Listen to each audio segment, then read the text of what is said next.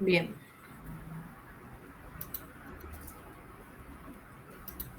Estábamos entonces con hábitos.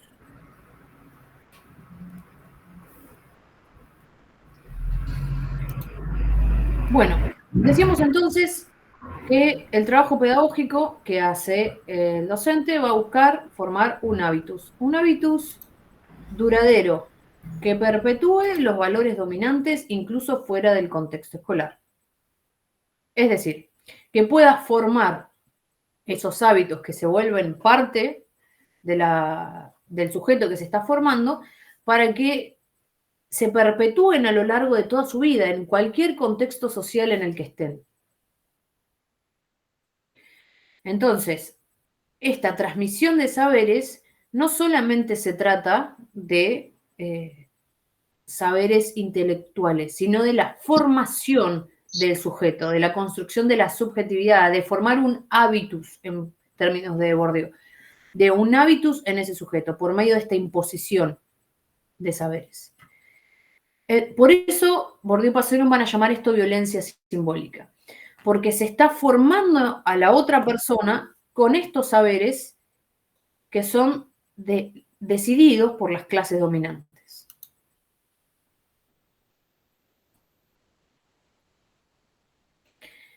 Entonces, el sistema educativo va a aparecer como neutral. Va a pretender ser la escuela una institución neutral, que transmite saberes neutrales. Pero en realidad la escuela va a reproducir esta cultura dominante. Y justamente esta apariencia de saberes neutrales es lo que le va a hacer tan eficaz esta transmisión de conocimientos. Y acá aparece algo que veníamos diciendo. El monopolio de la violencia simbólica legítima lo va a tener solo la escuela, como lo van a tener solo los maestros. Es decir, los únicos habilitados, legitimados, reconocidos socialmente para el ejercicio de la violencia simbólica, o mejor dicho, la transmisión de estos saberes, va a ser la escuela. Socialmente es la escuela el que va a tener el monopolio de esa transmisión legítima. Y como es solo esa institución, no se va a cuestionar y por ende va a reforzar este orden establecido. E incluso los sectores dominados van a aceptar y reproducir los valores impuestos asumiéndolos como propios. Y esto es importante, porque el éxito de esa violencia simbólica es que aquellos sectores dominados asuman como propios estos valores, no que digan son los valores de estos otros sectores, pero tenemos que aceptarlos porque es como funciona. No, que se asuman como son míos también. Esa construcción de hábitos logra que todos esos saberes, todas esas formas de sentir, de entender, de ver la realidad, sean comprendidos como propios y no como ajenos. Ahí es donde está realmente la eficacia de este proceso. Entonces, para esta teoría del sistema de enseñanza como violencia simbólica, los marginados van a ser grupos o clases sociales dominadas, que no poseen el capital económico ni cultural para imponerse. Y la educación va a reforzar esta forma de marginalidad, la marginalidad de estas clases dominadas.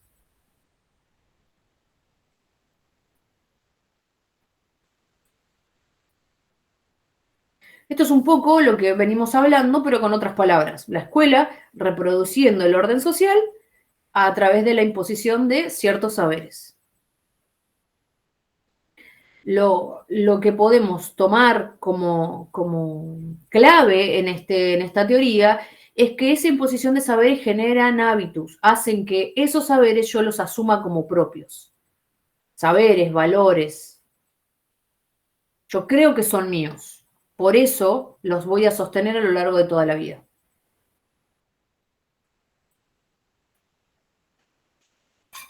¿Preguntas? ¿Comentarios? Chao, profe. Decime, Laura. Entonces, en este grupo, ¿no? De hábitos, entran solamente los marginados, porque otra clase no entraría. ¿En dónde? Acá, en la escuela, en el... No, no, No, no, no. porque incluso aclara que los sectores dominantes terminan aceptando y reproduciendo los valores que impone la escuela. Sí, pero entran los marginados nada más. No, a la escuela no. A la escuela van todos. La escuela, el sistema educativo está pensado para que vaya toda A la ver, sociedad. podemos volver un poquito para atrás, porque ¿Sí? hay un pedacito que me perdí. ¿En la presentación? No, no. Eh, el, A la escuela van todos, ¿sí? A la escuela, pensemos la escuela en los términos de lo que estamos hablando de escuela moderna, ¿sí? Todos los niños sí, van a la escuela. En la escuela se va a enseñar, todos, todo a todos. se va a enseñar la cultura, en términos de Bourdieu Passerón, se va a enseñar la cultura dominante. Sí. Todas las clases sociales van a ir a la escuela, pero se va a enseñar la cultura dominante. Y las clases dominadas van a asumir esa cultura como propia, van a reproducir esos valores, esos saberes, esas formas de sentir, asumiéndolos como propios, a pesar de que no son suyos, sino que son impuestos por las clases dominantes. Entonces, en esta teoría, dice Saviani, los marginados van a ser esas clases dominadas. Y la Ah, educación va a reforzar esa marginalidad. ahí me quedé. Ese pedacito me faltaba. No había La entendido, educación perdón. entonces va a reforzar esa marginalidad de estas clases dominadas, que no se entienden a sí mismos como clases marginadas. Esta es la clave de esta teoría. Si las clases dominadas no se ven a sí mismos como clases dominadas. Esa es la eficacia de la violencia simbólica por medio de la escuela. No se leen a sí mismos como marginados. Nosotros los leemos desde esta teoría.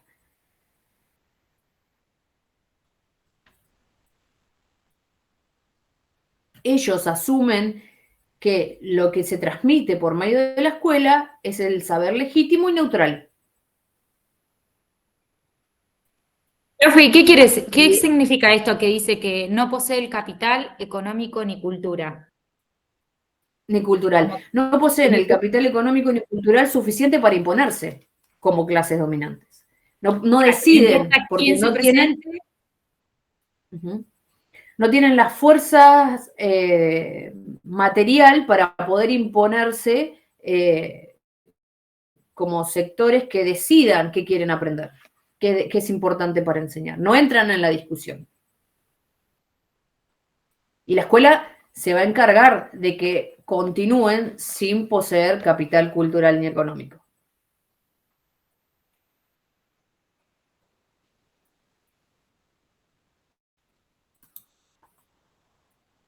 Esta teoría, o todo lo que presenta Bourdieu Passerón, es bastante complejo. Leerlo a ellos es bastante complejo también, pero bueno, estos son como elementos muy, muy básicos que nos aporta para pensar esta teoría, ¿sí? Que es lo que venimos hablando, pero fíjense en los términos de estos autores. Profe, la Sí, última partecita, o sea que la escuela lo que hace es que esas personas se mantengan en ese estatus, o sea que no quieran superarse. exactamente. Y para que puedan mantenerse en ese lugar no tienen que leerse a sí mismos como marginados o dominados. Justamente a esto se refieren con que ellos Claro, reproducen por la ahí no cultura que no, dominante como si fuese propia. por ahí ¿Sí? no que no quieran superarse, sino más bien que no tengan el material suficiente como para superarse, ¿no? Y a eso es lo que ellos llaman capital económico y capital cultural. Esos recursos simbólicos, económicos, ¿sí? Ellos lo llaman en términos de capital. Cuando hablamos de formación de ese hábitus, justamente parte de los saberes de ese hábitus es que este es mi lugar social, en el orden social. Y así es como funciona y así está correcto, es legítimo esta forma. No hay otra. Si no hay, si la educación justamente no habilita el cuestionamiento ni la pregunta, sino la violencia simbólica, la imposición de significados, entonces no hay lugar para la creación o pensar otra propuesta, otra forma de existir, de vivir como sociedad, ¿sí? Esa es la eficacia en estos sentidos del sistema educativo para sostener y reproducir este orden social, para reforzar esta marginalidad que existe.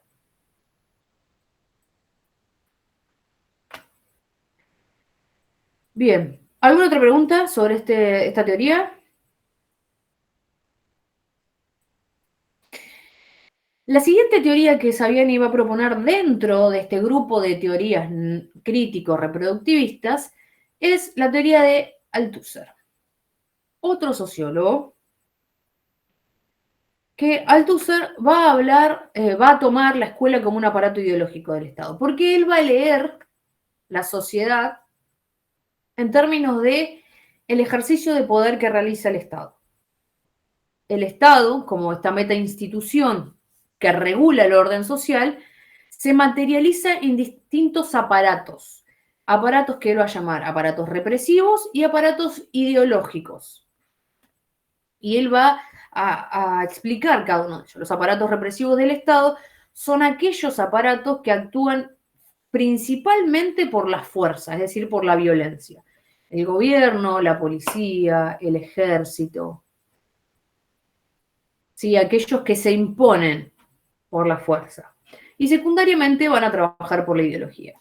Y por otro lado están los aparatos ideológicos del Estado, que van a actuar principalmente por la construcción de ideología y secundariamente por la represión. Y acá aparece la escuela, pero aparecen otros también, como la iglesia, la familia, los medios de comunicación, los partidos políticos, las expresiones artísticas también.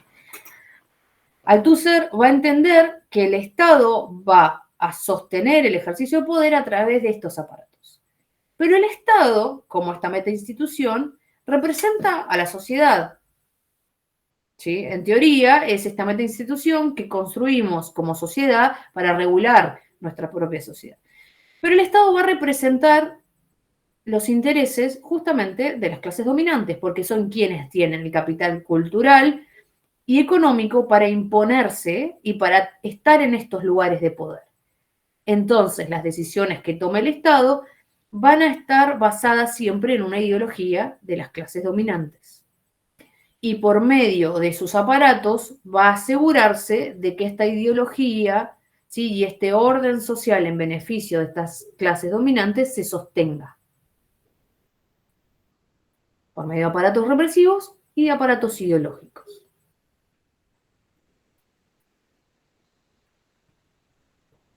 Vamos de nuevo. Las clases dominantes van a lograr imponer el ejercicio de poder a través del Estado. Entonces, el Estado va a ser aquella metainstitución que va a asegurar que se reproduzca este orden social, ¿sí?, por medio de la imposición de una ideología que es de esas clases dominantes. Y eso se va a imponer a través de la represión por aparatos represivos y a través de la ideología por aparatos ideológicos. Esto lo, a lo que... Ya, así como que el dominante siempre va a ser el dominante y el dominado. Sí, este grupo, justamente todas estas teorías, que son teorías crítico-reproductivistas, ponen el foco en que hay en distintas formas de leer la sociedad donde la educación reproduce el orden que existe. No lo transforma, solo lo reproduce y lo sostiene. ¿Qué ibas a decir, Aldana? Perdón. Que la escuela, el Estado lo que busca es que la escuela lo que ejerce es el poder legítimo, qué es lo que está bien y qué es lo que está mal, por más que haya una iglesia, haya una familia y los medios de comunicación. Sí, igualmente Althusser entiende que todos los otros, los medios de comunicación, los partidos, la escuela y la familia, también son aparatos ideológicos del Estado, porque el Estado igual regula la forma de vivir de la familia, igual regula las prácticas religiosas, ¿sí? Igual regula... Por ejemplo, en las prácticas religiosas, ¿en qué regularía el Estado? El Estado, a ver, ustedes tienen que pensar que hay un cuerpo jurídico de leyes que regulan todas las prácticas. No puede cualquier religiosidad hacer no existe la posibilidad de hacer sacrificios humanos o de animales en ritos. Hay regulaciones. Una iglesia, Claro, para está bien, reconocerse como sí. iglesia, tiene que estar suscrita como iglesia, tiene que tener la habilitación con todas las normas correspondientes a los espacios que utiliza, a las prácticas que puede tener, ¿sí? En realidad, toda nuestra vida está atravesada por regulaciones del Estado. Lo que pasa es que las tenemos tan naturalizadas que no las vemos. Claro, por eso, porque yo me preguntaba por la iglesia, cómo es que el Estado puede, pero claro, es La verdad. familia lo mismo, quiénes se pueden casar, no, dónde registramos los hijos, ¿sí? Cuáles son las condiciones en las que tienen que estar educados y criados esos hijos. Está atravesado todo por regulaciones del Estado. Entonces el Althusser va a decir que todas estas instituciones, él los va a llamar aparatos, son aparatos ideológicos, porque lo que hacen es imponer por medio de la ideología este orden social. Y secundariamente por la represión, porque también va a aparecer la represión en estas instituciones. Pero entonces el Estado también ejerce como una violencia simbólica. Primero el Estado y después la escuela, ¿no? Sí, el Estado a través de ello, porque el Estado, insisto, es esta meta-institución, es medio que un concepto abstracto. Se materializa en estas instituciones, a través de las Claro, prácticas que ocurren son las dentro. pantallas. Uh-huh. Entonces, ellos van a considerar que la escuela es el instrumento más acabado para la reproducción de las relaciones de producción de tipo capitalistas. Y acá ellos ingresan un nuevo concepto, ¿sí? Para pensar que las relaciones de nuestra sociedad son relaciones de tipo capitalistas. Y la escuela va a reproducir ese tipo de relaciones.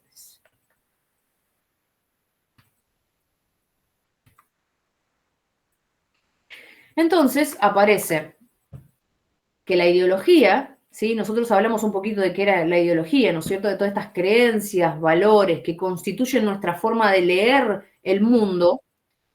La ideología va a tener una existencia material. Se va a ver concretamente en prácticas, en rituales, en instituciones. Como decíamos recién, el Estado va a materializar esta ideología en instituciones. La escuela es una. Y en la escuela ocurren cosas, prácticas. Y estas prácticas van a materializar esta ideología, que es lo que hemos ido trabajando en la segunda unidad sobre justamente cómo estas prácticas de la escuela moderna tenían ideales de lo que querían construir, como el llamado de atención, el examen, los timbres, tenían un propósito, materializan una forma de entender la sociedad, de entender a los sujetos, de las relaciones y vínculos sociales que hay. Y Althusser va a sostener que esas relaciones van a ser de tipo capitalista.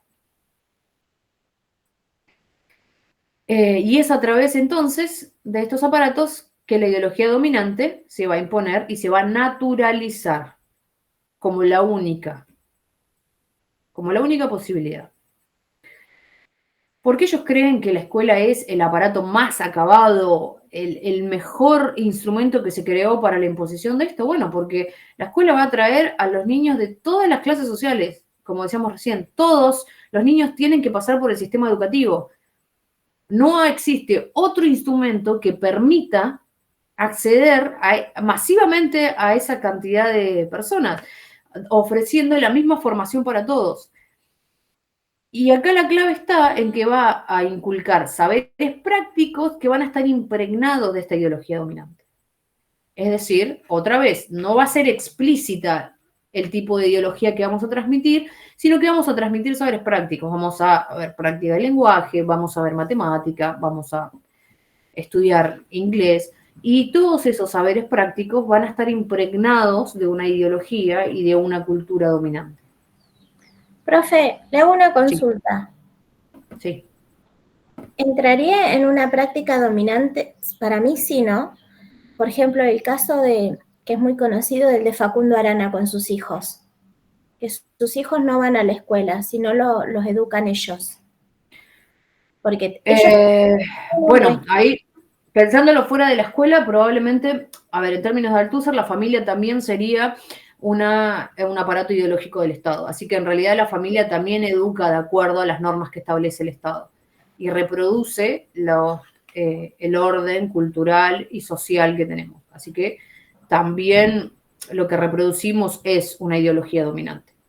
No sé, la verdad desconozco cómo es exactamente ese caso, pero bueno, ahí estaríamos pensando en términos de lo que la familia transmite como saberes, como la ideología legítima.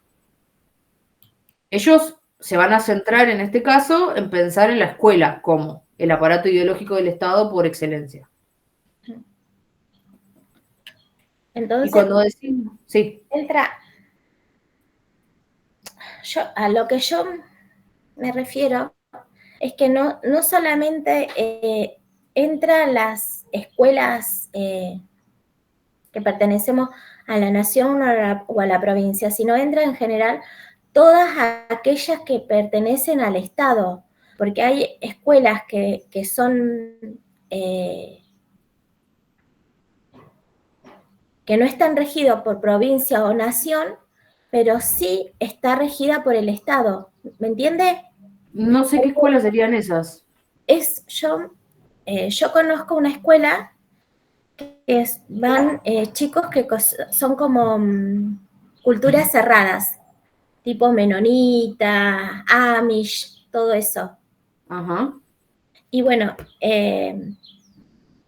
ellos tienen su estructura curricular basada a lo que el Estado le implica, sí, ¿no? En general, las comunidades así que viven más apartadas tienen sus propias escuelas donde enseñan diversidad de cosas y lo que hacen es algo similar a lo que hacen quienes se educan en casa, que es tener que ir rendiendo periódicamente los saberes que exige el Estado dentro del diseño curricular. Entonces lo que ocurre es que los niños van a dar exámenes a escuelas, y tienen que rendir los saberes que exige el diseño curricular. Al margen de eso, dentro de sus comunidades se enseñan otras cosas. Ahí podríamos pensarlo un poco distinto, porque ahí ellos culturalmente, ¿sí? Y que tiene que ver mucho con lo religioso, culturalmente se mantienen bastante aislados de lo que ocurre en el resto, digamos, de la sociedad. Entonces, sería como una excepción a esto que estamos hablando ahora. Entonces, bueno, pero igual el Estado sigue, como vos Sí. decías, sigue dominando, porque Sí. por más de que ellos tengan educación en casa, igual tiene regulaciones, igual creo que tienen que pasar exámenes y demostrar de que ellos están estudiando. Sí, la diferencia es ahí que después en las prácticas cotidianas dentro de sus comunidades no son las mismas. Entonces ellos presentan exámenes como una cuestión de formalidad y de justamente no tener problemas legales, pero hacia el interior de sus comunidades las prácticas son muy distintas. Entonces de alguna forma romperían con las lógicas de las prácticas sociales a las que estamos acostumbrados. Y no serían grupos marginados, ¿no? Lo que pasa es que ahí ellos son esos mismos grupos los que se aíslan, digamos. No son grupos marginados en los términos en los que estamos pensando acá, porque acá estamos pensando en grupos marginados desde la idea de las clases sociales. Ellos están existiendo por fuera de esas lógicas. A ver, sí hay relaciones económicas. De hecho, un ejemplo para entenderlo, ¿no? Porque por ahí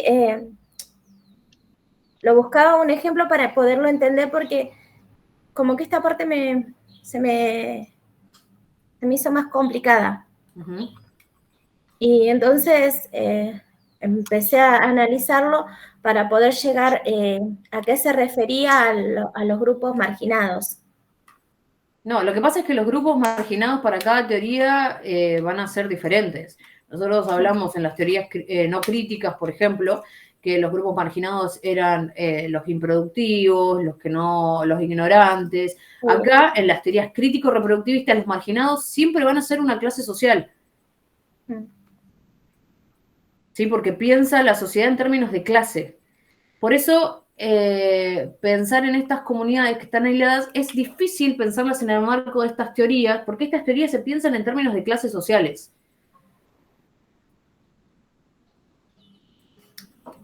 Estas comunidades que están un poco más aisladas, de todas formas, sostienen sus vínculos económicos con el resto de la sociedad, son productores de diferentes cosas, se pueden pensar, pero no se aplicaría tan sencillamente estas teorías. Estas teorías son para pensar en cómo funcionan nuestras sociedades, en estos grupos de niños que van todos los días y asisten a escuelas. A la escuela, sí, sí. Las escuelas que tienen ellos en realidad no son reconocidas como escuelas para el Estado. Ellos tienen que ir a escuelas reconocidas por el Estado para poder rendir esos exámenes, para demostrar que están aprendiendo en casa esos saberes que exige el Estado. Por ejemplo, acá en Bahía hay una y ellos toman docentes argentinos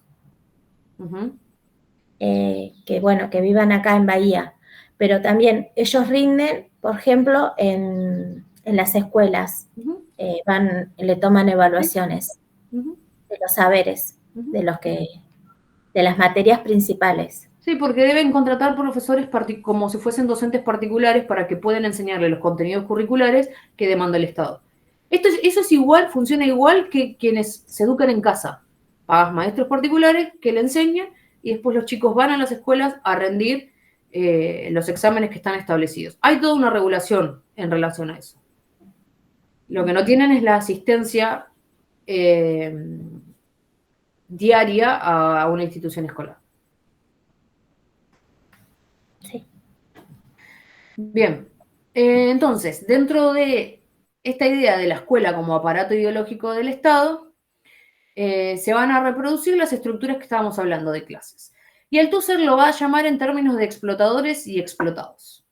Las clases que tienen, lo que hablábamos antes, el capital cultural y económico que imponen su ideología por medio del Estado, van a ser clases explotadoras. Y las clases marginadas, que es la clase trabajadora, van a ser los explotados. Estos son términos bien marxistas.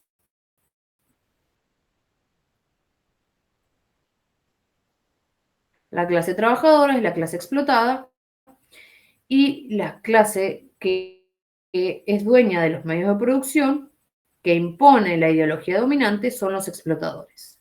Y la educación, la escuela, va a perpetuar estas desigualdades, va a sostener estas desigualdades sociales y va a transmitir esta ideología dominante por medio de prácticas rituales en la institución. Esto es lo que venimos hablando,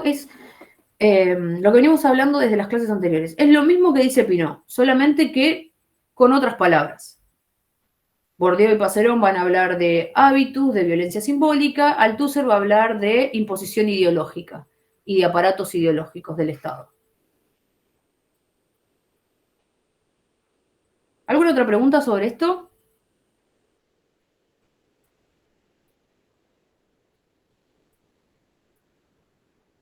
No pregunto más nada. No, está bien, pregunten, sí. Estamos para eso. Bueno, y por último, tendríamos la teoría de la escuela dualista de Baudelot y Stable. Esta quizás es un poco más simple de entender, porque lo que ellos van a plantear es que la escuela, ¿sí?, el sistema educativo, se va a dividir en dos redes. Dos redes lineales, una red para la burguesía y una red para el proletariado. Otra vez estamos pensando en términos marxistas. Tenemos la red secundaria superior y la red primaria profesional. La red secundaria superior va a ser para la burguesía y la red primaria profesional para el proletariado. ¿Por qué? Porque el proletariado, es decir, los trabajadores, se van a formar para ser trabajadores, mientras que la burguesía se va a formar para ocupar espacios de poder, sean en negocios, sea en política, sea dentro del sistema educativo. Y la escuela, aunque en apariencia va a pretender ser una sola y igual para todos, en realidad va a estar estructuralmente dividida desde su comienzo. Ellos van a retomar esto que veníamos hablando de Althusser, ¿sí?, sobre la escuela como aparato ideológico del Estado. Este aparato ideológico del Estado va a formar trabajadores y sectores dominantes. ¿Por qué? Porque va a transmitir la ideología dominante. Lo que ellos van a diferenciar en su teoría es que este mecanismo de imposición va a ser doble. Van a decir que hay un doble mecanismo ideológico. Por un lado, se va a inculcar la ideología burguesa, lo que veníamos hablando de la ideología de las clases dominantes, pero a la vez se va a reprimir la proletaria. Es decir, todas aquellos valores, aquellas formas de leer la realidad, aquellos saberes que son propios de la clase trabajadora, la escuela va a tratar de reprimirlos, de eliminarlos. No quiere que se construya una identidad como grupo social de trabajadores.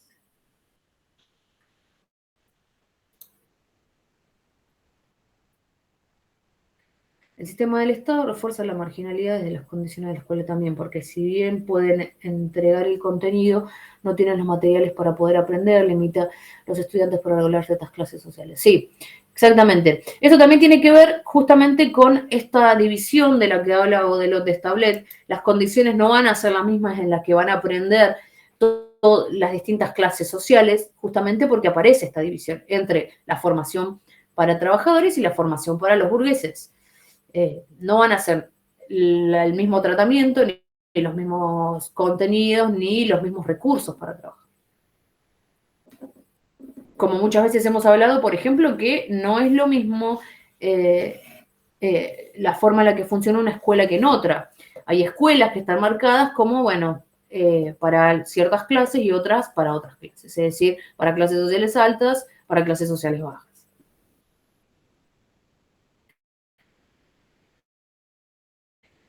Y esta diferenciación, Audrey Stablet va a decir, no es eficaz para la formación porque va a pretender no existir, va a pretender que la escuela es igual para todos, ¿sí? Discursivamente nosotros sostenemos que la escuela enseña lo mismo a todos, en teoría bajo las mismas condiciones. Bueno, pero ya la diferenciación se hace. Pero sabemos que enseñan lo mismo.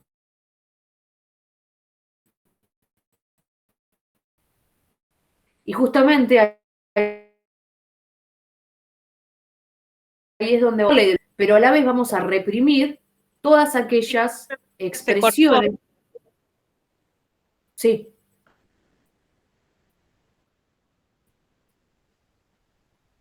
Que se le corta, que tiene. ¿Me escuchan? Internet.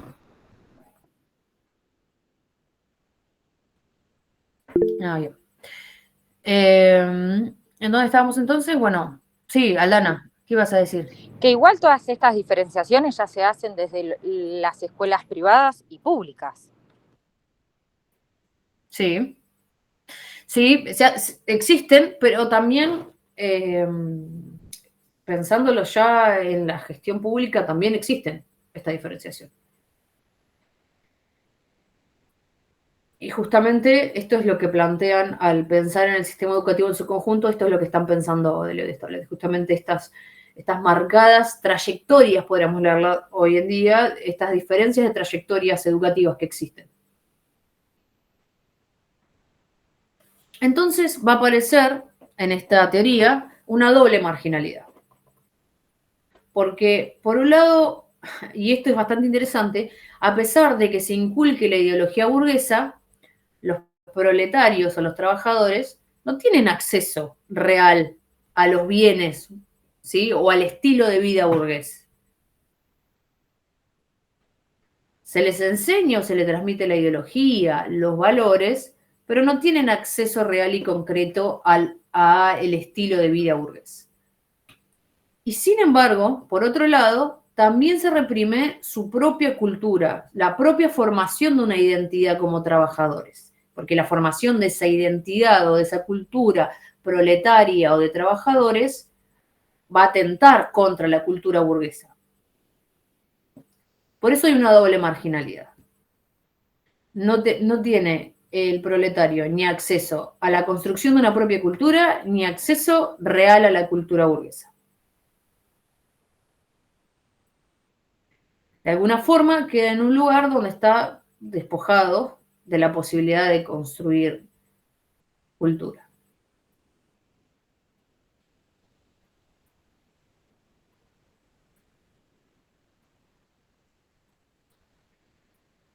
¿Preguntas?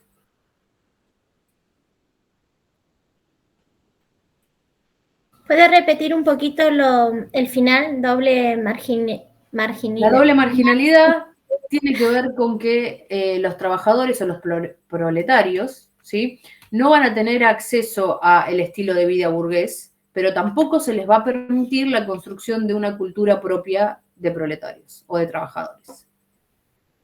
Entonces queda excluido de las dos posibilidades.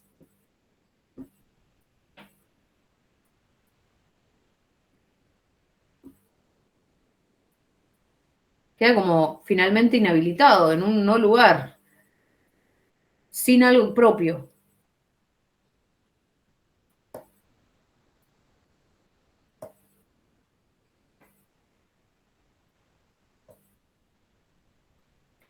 Bien, hasta ahí vamos, ¿se entendió más o menos?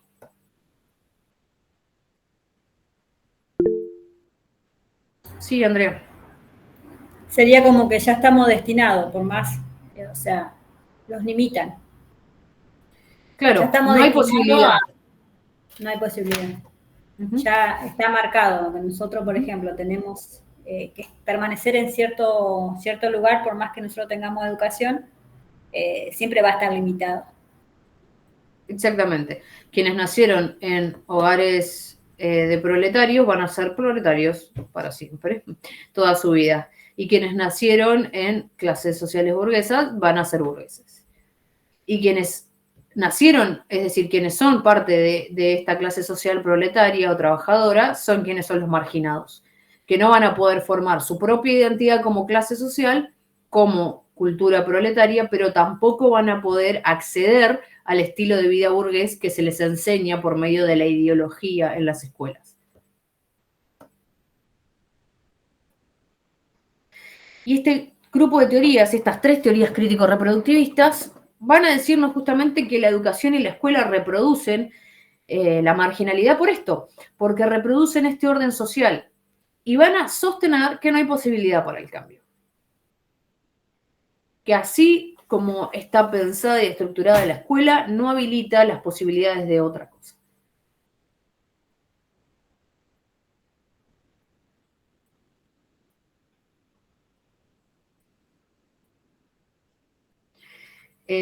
Por eso son, de alguna forma, perspectivas pesimistas, ¿no? Como no hay posibilidad de cambio a través de la escuela.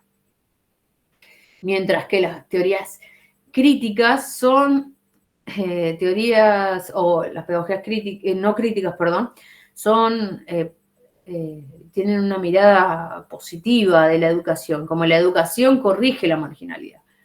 En cambio, las teorías crítico-reproductivistas van a decir, no, reproduce, refuerza la marginalidad. Y no nos da opciones de cambio en la escuela, porque así es como funciona. Son mecanismos de dominación.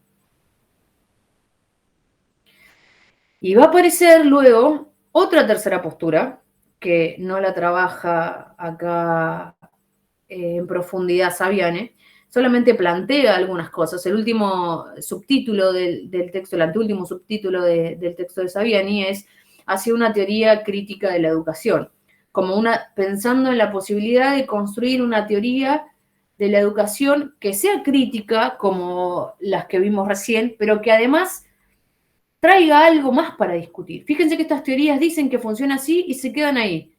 Un tercer grupo y posibilidad de perspectiva en relación a las teorías de la educación sería una teoría crítico-propositiva, que no solo critique y analice la complejidad del sistema educativo y de la educación, sino que además proponga algo.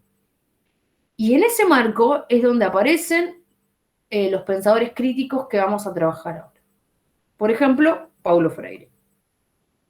Paulo Freire va a presentar un cuestionamiento a la forma en la que funciona la educación dentro de la escuela, pero además va a proponer otra forma, otra pedagogía para llevar adelante en el marco de la escuela. Y eso es lo interesante de Paulo Freire. No solamente va a cuestionar la forma en la que está funcionando la escuela, sino que va a proponer algo para repensar las prácticas educativas en el contexto escolar. Pero eso lo vamos a dejar para la próxima clase.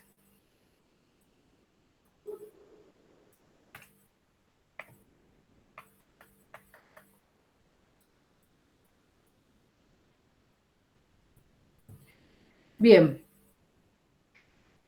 Vamos a dejar entonces hasta acá y vamos a arrancar la próxima clase directamente con Pedagogía del Oprimido de Paulo Freire, que un poco es una continuación de esto y a medida que avancemos van a ver cómo muchas de las cosas de las que habla Saviani aparecen nuevamente en los planteos de Paulo. ¿Alguna pregunta, alguna duda, algún comentario, algo que haya quedado antes de terminar?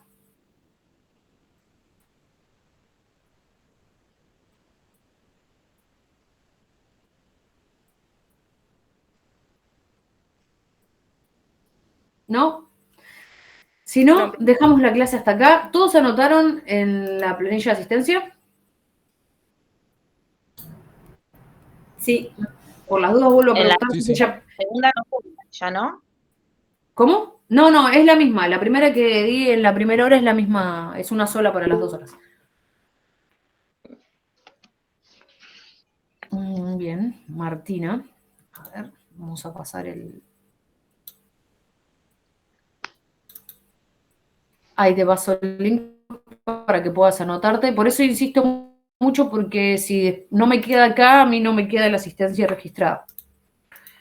Ok, ahí está. Ahí les pasé otra vez por los mensajes el link para que puedan anotar sus nombres en la asistencia.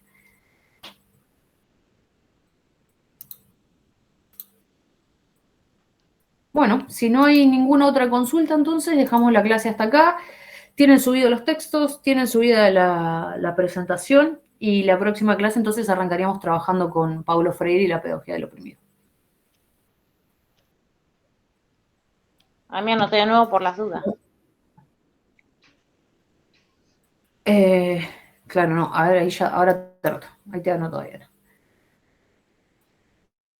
Porque yo les pasé un link para que entren y se anoten ahí, pero ahí ya te anoto yo. Bueno, ahí está, listo entonces. Nos vemos el lunes que viene. Gracias, profe.